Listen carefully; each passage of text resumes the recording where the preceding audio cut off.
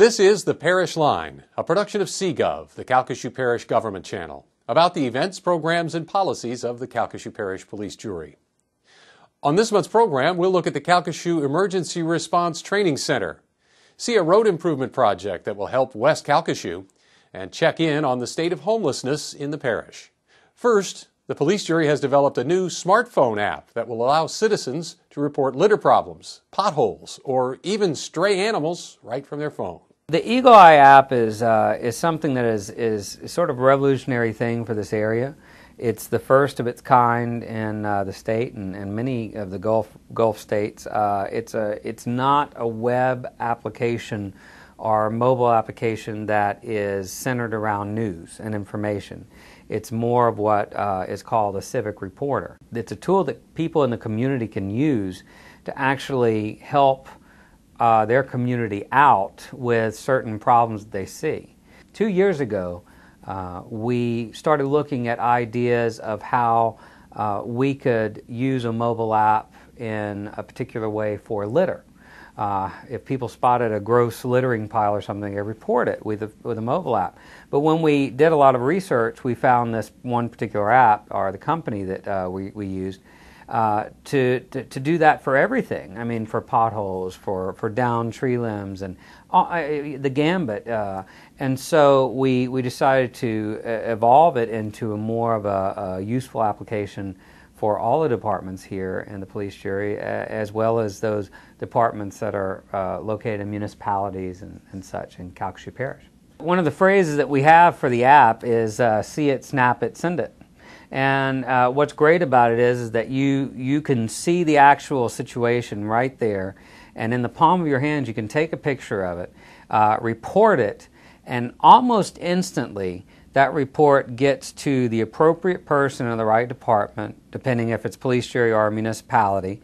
And what that person on the opposite end, on the receiving end, will get is an email with the report, any other information that you're wanting to tell us, as well as a satellite photo from Google Earth that shows where the sort of, almost exact position is of the issue, as well as coordinates and a map. So everything that a person does with Eagle Eye app is based on a GPS situation to where not only are you reporting it, but you're showing us where it is. And it makes the efficiency and the accountability a lot easier for the right personnel to find it and fix it as quickly as possible. So, what mobile devices are compatible with Calcasieu Eagle Eye, and how do you download the app?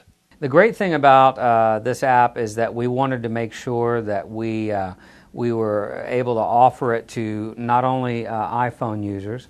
We understand iPhone is obviously the most popular out there, but we know there are a lot of people who use BlackBerry, Motorola's, things like that. So it is currently offered right now on both the iTunes and the Android markets.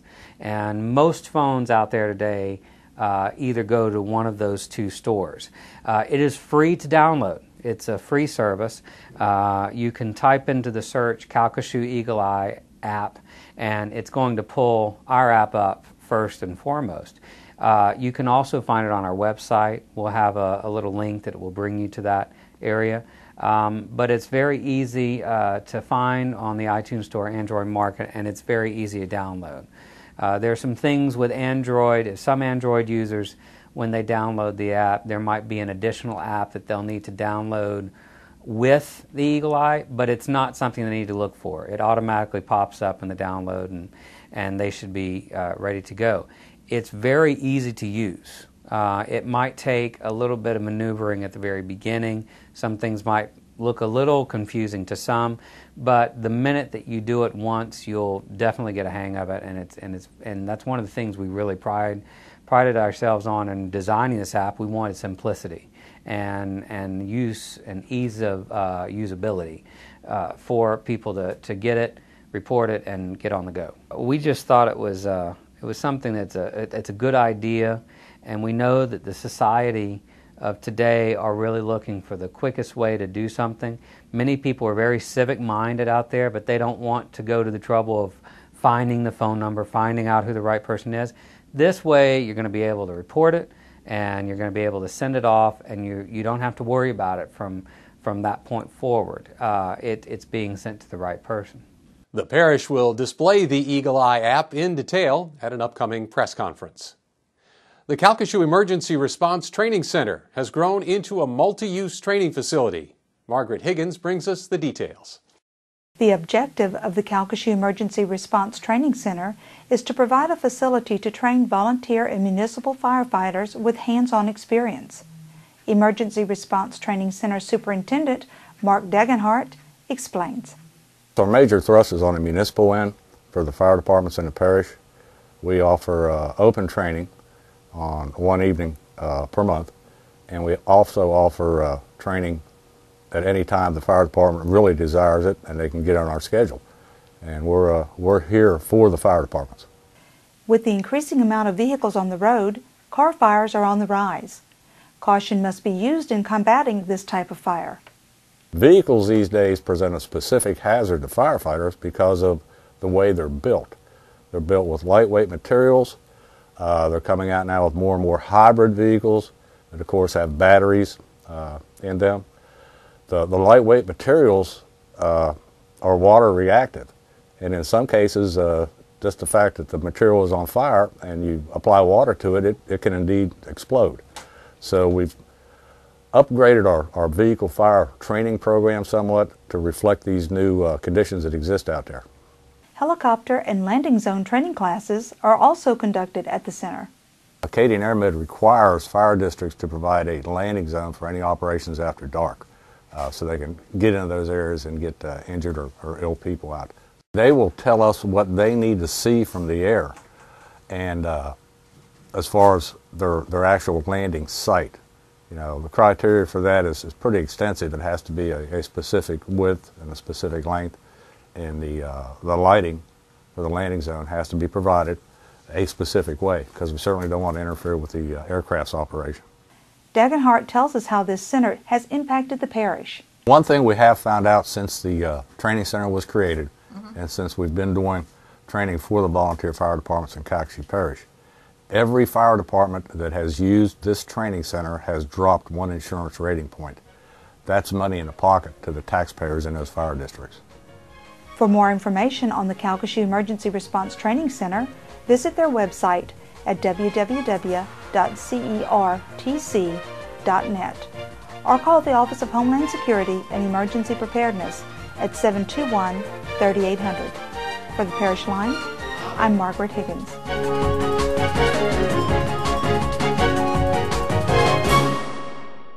More than 50 emergency response teams and fire departments from across Louisiana and Texas utilize the facility for their professional training. The parish has completed the revamped Edgerly-DeQuincy Road project in western Calcasieu Parish. J.P. Booth tells us how that will help motorists in that part of Calcasieu. Citizens who frequently use Edgerly-DeQuincy Road in West Calcasieu have seen lots of improvements over the years. As police jury engineer Tim Connor tells us, the last installment of improvements were mainly for safety reasons. This portion of Edgerly-DeQuincy Road is just one segment of several segments that have been paved since the '92 sales tax. This first portion of this road was already paved. It was the only paved portion of Edgerly-DeQuincy Road from Houston River Road going north.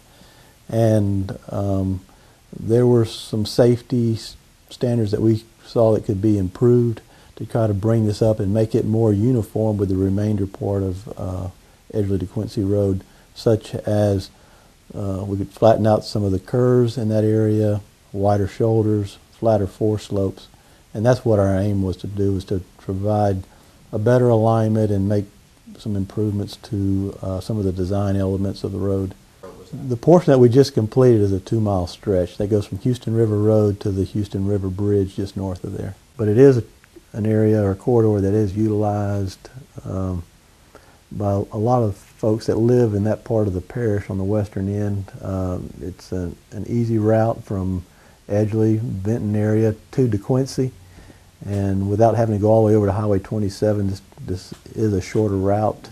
And that was recognized by Sandy Trimmy, one of the police jury who really backed this project, and she really would like to see this thing completed. And so with her support, we were able to get the road paved and make a lot of the improvements that we did. I know so many people travel Highway 27 going north and south from Sulphur to DeQuincy. And this isn't a knock on the state or anything like that. Not that they don't have a really good road there. I'm not saying that. But what I am saying is this road is equivalent or much better. And it takes you from Highway 90 all the way into DeQuincy. And to tell you it's quality, it's class. It's since '92 we started doing parts of that road, and after the '92 tax passed, and now it's taken us this long to finish everything. But to let you know how many bridges were on that road we had to do first. Probably at least 3. We had to replace at least 3 bridges before any road work really could be done, because you can't have a beautiful road and you're going into a bridge that has wood runners on it, So we're talking a dream come true. There's not many roads left in the parish like this one. It's got some hilly terrain and you've got wooded areas on both sides of the road. It's not a high density as far as residents and things like that. It's rural, and it really makes for a nice drive between the Edgerly, Vinton area up to DeQuincy. And a lot of our roads we're seeing more and more development on, and people moving in, but this particular area is still undeveloped compared to other parts of the parish. So it's kind of unique in that sense compared to some of the other roads that we have. For the Parish Line, I'm J.P. Booth.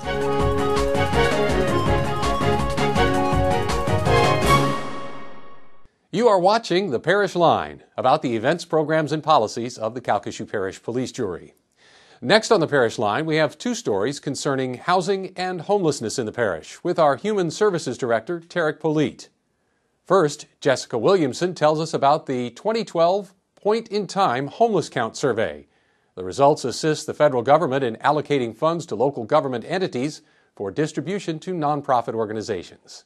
162. That's the preliminary count of homeless persons in Calcasieu Parish. The count is mandated by the U.S. Department of Housing and Urban Development. The count is basically done 2 ways.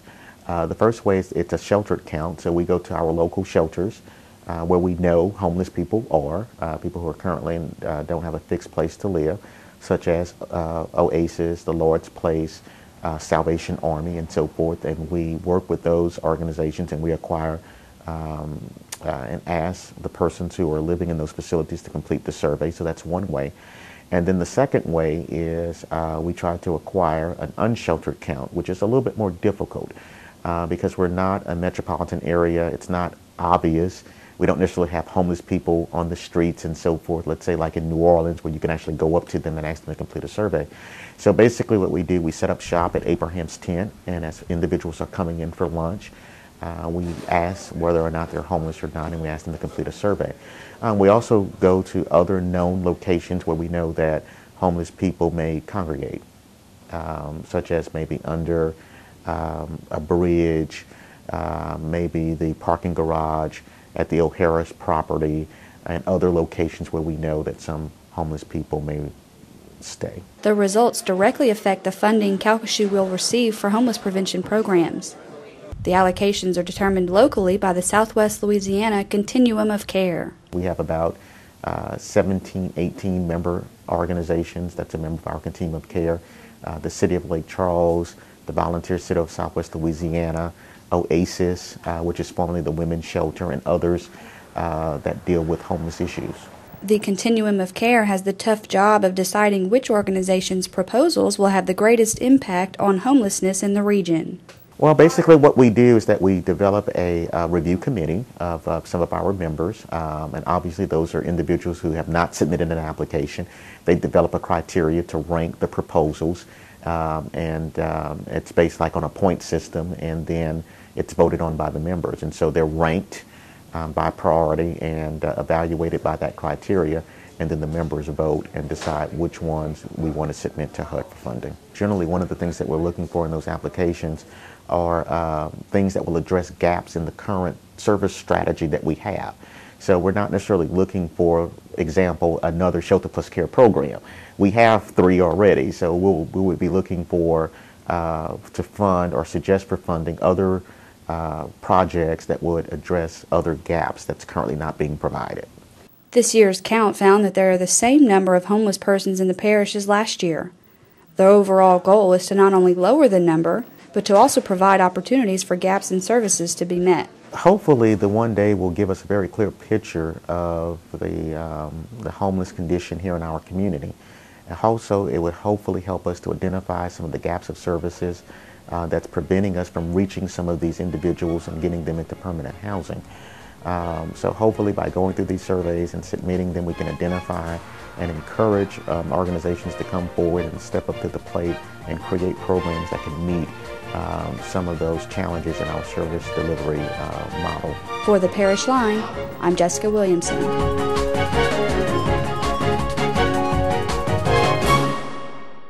The funding the parish will receive will be awarded this summer. The continuum of care will then begin seeking applicants. An entire neighborhood recently lost their place to stay. Molly Morgan reports on efforts the parish is taking to help residents of the Crestwood Mobile Home Park. Calcasieu Parish is lucky to have a trio of organizations working together to help our residents. Human Services Director Tarek Polite explains. Basically, in conjunction with the Lake Charles, Southwest Louisiana Continuum of Care and United Way, we are sponsoring an initiative to help the individuals at the Crestwood Manufactured Home Park who are being displaced effective February the 9th, 2012. One of the missions of the Lake Charles, Southwest Louisiana Continuum of Care is to try to prevent homelessness. And so we felt that it was a good project for us to take on, a great initiative for us to take on.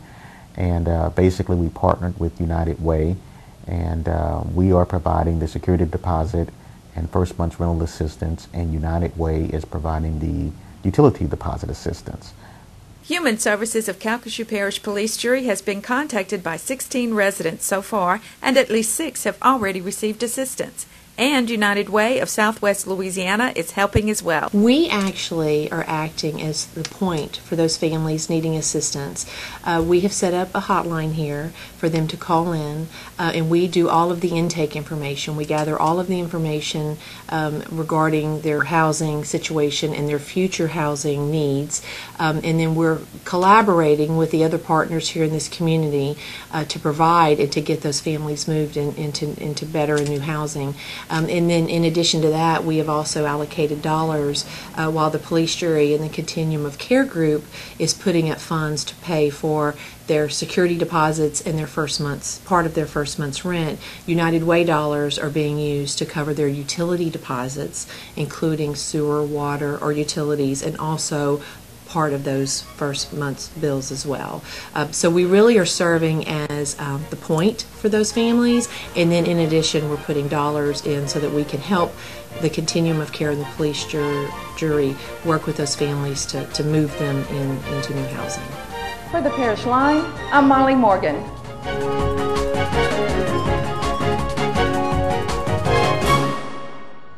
The Allen August Multipurpose Center on Moling Street in Lake Charles has a new phone number. You can reach the facility at 721-4030. The fax number is 721-4031. All previous numbers for the facility are no longer connected. That's the Parish Line for the month of February. Thanks for watching. For more information on any of these stories or to see the program online, visit our website at cppj.net.